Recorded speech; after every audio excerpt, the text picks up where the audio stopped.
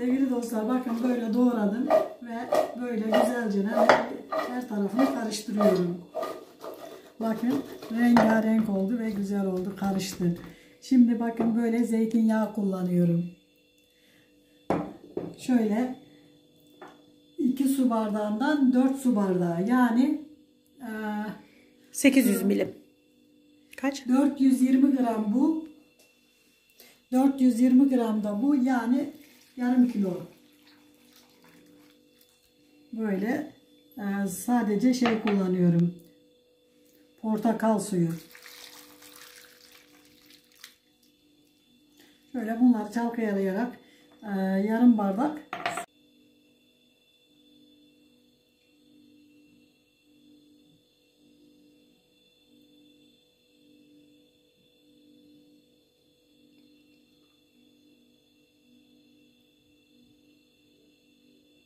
Sevgili dostlar, bugün size şöyle harika bir kereviz yemeği yapacağım. Kereviz. İnşallah şöyle önce bir keselim, yapraklarından kurtaralım. Bakalım nasıl olacak. Bakın yapraklarının da tazelerini tabii ki de kullanacağım. Çok çabalıymış, yıkadım ama dostlar bir daha yıkamam gerekecek. Bakın şöyle güzelce soyuyorum. Bu çok güzelmiş dostlar, tazecikmiş. Biraz kalın soyuyorsun. Tabii kalın soymazsan olmaz. Onu anlatman lazım. Bak, diğer malzemeleri hazırladık kısa tutsun videomuz diye. Portakallarımızı tazecik sıktık. Evet, portakalımızı kendimiz sıktık dostlar. Limonlarımızı da sıktık. Şimdi şurasını da güzelce bir temizleyeceğiz. Ve bir tane de yıkadık mı doğramaya geçeceğiz. Tamam.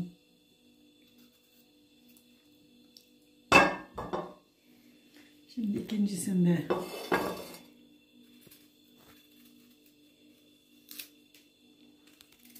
kereviz çok pahalı dostlar. Kilosu burada 20 lira. Bilmiyorum başka yerde kaç lira ama. Mersin'de 20 lira. Evet, ben 20 liraya aldım. Yorumlara bekliyoruz. Hangi ilde ne kadar? Evet. Şimdi kerevizi kokusu için yemiyorlar. Hoşlanmıyorlar. Olur mu? Zeytinyağlı, böyle portakaldan, bol limondan, bol sarımsakla yaptığın zaman asla ama asla kokusu kalmıyor. Anne, bir de cevizli, sızma yağlı, Salatası. bol neydi onun adı, sarımsaklı tarator. Bu benim favorim.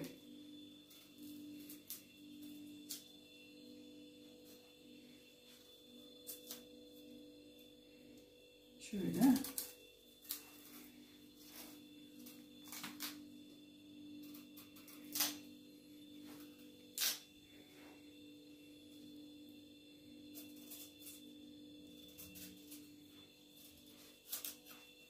Sevgili dostlar, bakın önce patateslerimizi doğruyorum. Böyle küçük değil, iri. Şöyle. Benim en sevdiğim ve rahmetli babamın en sevdiği yemek. Patates. Kereviz yemeği. Kereviz yemeği. Ama zeytinyağlı da gerçekten yeniyor. Yani. Antalya'da bir kere dayımlarda yaptım. Dayıma dedim ki bana kereviz al. Şimdiki oğlan Ali Fuat anne. Ha. Kaça gidiyor? Orta 2'ye gidiyor. Tabii. Düşün ki o doğduğunda. Biz uzun zamandan beri yediğimiz, en sevdiğimiz yemek bu. Evet. Ben de gerçekten severek yiyorum. Dayım dedi ki biz sevmeyiz. Sen dedim al, ben yapacağım sana, annemden öğrendim dedim. Yaptım, o gün bugündür evlerine kereviz sürekli giriyormuş. Ve çok beğeniyorlarmış. Hayır, bir de gerçekten vitamin değeri çok yüksek olan bir sebze. Ön yargıya kapılmasınlar anne. Evet. Dostlar, Bir daha yap. Gücüm yok. Gücüm. Ne yapayım şimdi? Yaşlandım gayrı. Ay, içi de çok güzelmiş bakın dostlar. Gerçekten. 20 liraya değmiş. Biz pahalı diye alamıyorduk. Ya dostlar, çok pahalı. Gerçekten de yani bir sebzeye de 20 lira vermek, patateslerle bunların büyüklüğü aynı olmalı dostlar. Biri küçük biri büyük olmamalı böyle. Mümkün olduğu kadar tabii. Ölçüm demiyorum ama. Diyor mu şu mutfak bezlerini yayına koyma. Bak çok fena eleştiriyorlar seni. Eleştirsinler. Canları sağ olsun. Ne yapayım? Ben de öyleyim işte. Ben olduğum gibi kabul edin dostlar. Bu kızım beni kabul etmiyor. Siz kabul edin bari.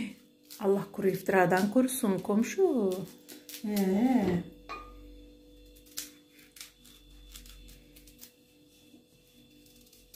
Sevgili Asla dostum, kereviz kokusu olmayacak. hayır, bunda kereviz kokusu olmuyor. Gerçekten olmuyor. Ama hani etli yaparsanız bunun etlisi de var. Biz fakirlikten hiç yemedik anne. Hadi be sen de çocuklarımız hiç yemiyor. Gene Anne, bunun belki tadına Ben bakıyorlar. sebze de eti ben de sevmiyorum. Ya kuru bakliyat da seviyorum. Bir lahana dolmasında. Hey. Tahtanın üstüne çöksem belki keserim. Savaşıyorum dostlar. Kestim sonunda. Yaşasın kötülük. Ay bunu torunlarımla oynardım dostlar. Ben de kaldı. Yani torunlarıyla en çok oynayan, en çok vakit geçiren, onlara değer veren en çok sensin herhalde. Ben, Türkiye'de, dünyada hatta. Hayır, büyük ebeveynler var. Torunlarını, çocuklarını çok seven. Bunlar da çok kocaman oldu ya Rabbi. Çok büyük oldu. Evet, patatesten büyük oldular. Şöyle artık küçükleyelim.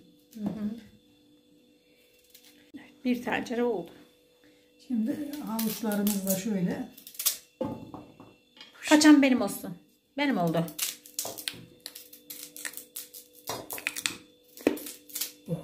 Şeye bak. Çünkü şeyler çıtır çıtır çok güzeller. Havucun kilosunu kaç aldık? 10 lira. Hı? 10 lira. Havuç 10 liraysa kerevizin 20 lira olması ucuz demek oluyor. Evet, 10 lira havuç. 10 liradan aşağı havuç yok. Kaldı ki Silifke dünyanın en iyi havuç üretim yeri ha. Ben biliyorum. Ben çünkü hep araştırıyorum. Niye çilek de Mersin'de yetişiyor ama en pahalı satan yerde çileği Mersin. Bir şey söyleyeyim mi? Bakın dostlar. Bunları da böyle 4'e bölüyoruz. Mersin'de erkence dutlar çıktı. Kara dutlar. Evet, Pazarımızda pazarda var. Pazarda satılıyor. Yiyoruz. Ben pazarda gördüm. Ama Bizim kendi ağacımıza çıkmak üzere. önce benim bahçemde yerim ben. Neme lazım beni. Şimdi coğrafi olarak Mersin'le Silifke arasında endemik, özel bitki, özel bir yer var anne. Sıcaklık olarak. Orada Türkiye'nin hatta dünyada bile anında oluşan turfanda sebze ve meyvecilik yapılıyor. Dostlar soğanın arasında.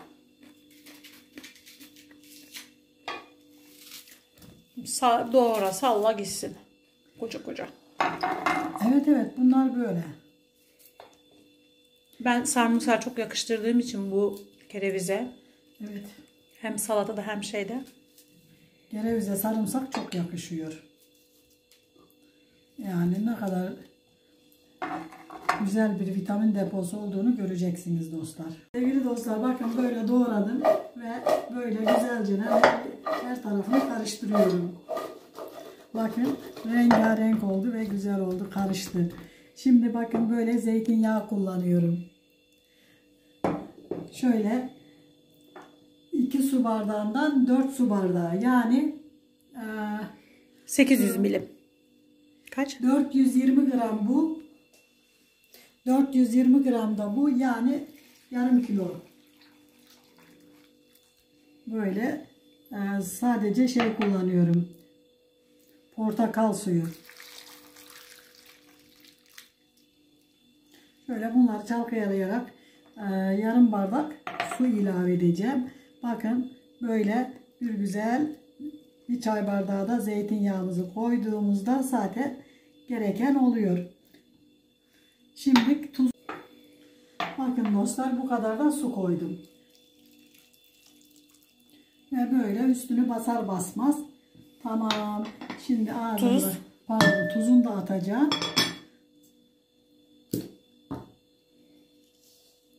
Ve ocağımıza koyacağım. Şöyle biraz piştikten sonra görüşürüz dostlar. Bu kadar tuz yeterli. Limonumuzu sıktık mı biz buna? Evet. İyi. Ellerine sağlık. 3 tane limon sıkmıştım portakal suyunun içine. Şimdi ocağımızın üstüne alalım. Güzelce ne pişsin. Hadi pişir. Tabii bunun şeyini vermezsen çalışmaz. Sen koyuyormuş gibi göster, sonra içini koyarız. Evet işte. Tamam, ateşlenip pişecek. Bay bay. Şöyle taze yapraklarını ayırıyorum dostlar. Ki bunları kullanacağız. Şöyle. Şu kök kısımlarını da alacağım. İçine katmayacak mısın? Yok. Şu sade yapraklarını kullanacağım. Şöyle güzel taze yapraklarını ayırıyorum. Ki güzelmiş yaprakları da gerçekten. Aha. Tertemiz yıkadım. Fiyatı kadar da Evet. su parası gitti. Canımız sağ olsun. Ne yapalım? Evet. Şöyle bakın dostlar, taze yapraklarını ayırdım. Şimdi incecik doğrayacağım. Eğer bu yapraklarını koymazsak kerevizin yediğimizin hiç tadı olmaz. Asla kereviz tadı olmaz. Bakın bu şekilde güzelce doğrayacağım. Buradan YouTube Sermin'le Pratik Dikiş'e sesleniyorum. Bizim ünlüğümüz ne oldu? Sermin'le Pratik Dikiş YouTube kanalı. Çabuk bizim şeydik. Ben geçen hafta videoda söyledim. İstiyorum dedim. Hiç oralı olmadım. Aşk olsun. Vallahi bilmiyorum artık. Kırmızı istiyoruz. Konseptimize uygun. Vallahi Allah. Kırmızı yeşil olsun bari. Tövbe tövbe. Tamam, evet. Genelde yeşil ağırlıklı çalışmışız yemeklerde. Gayet güzel piştiler. Şimdi birazcık da yapraklarıyla pişecekler. İstersen bir kaşık ver kızım, göstereyim dostlarıma kıvamını.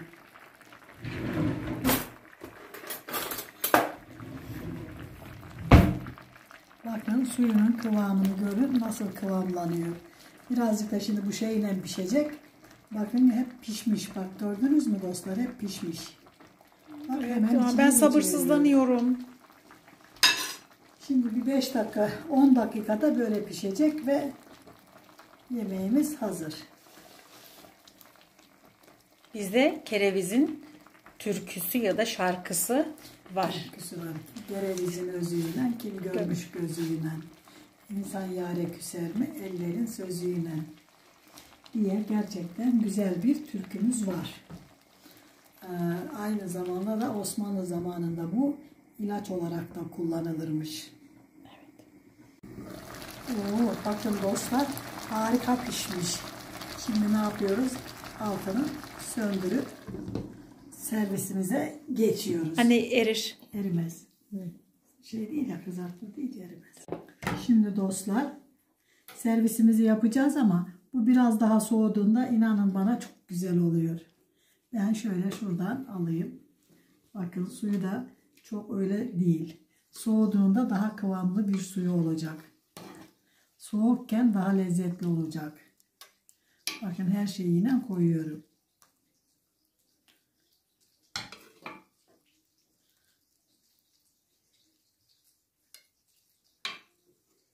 Şöyle üzerine gelen yeşilliklerinden de koyalım ki şöyle güzel görünsün. Ama lezzeti bambaşka. Bakın suyuna, böyle inanılmaz lezzetli.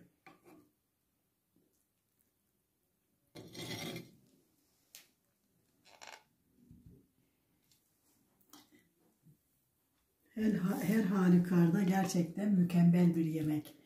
Lezzetiyle, vitaminiyle inanılmaz bir şey. Hele de portakal ve limonun olması. Evet, çok harika bir yemek.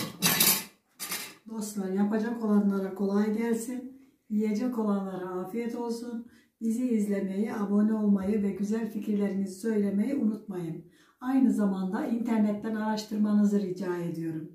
Bunun vitamini üzerine ne kadar değerli bir sebze olduğunu emin olun göreceksiniz. Hoşça kalın, dostça kalın, Allah'a emanet olun.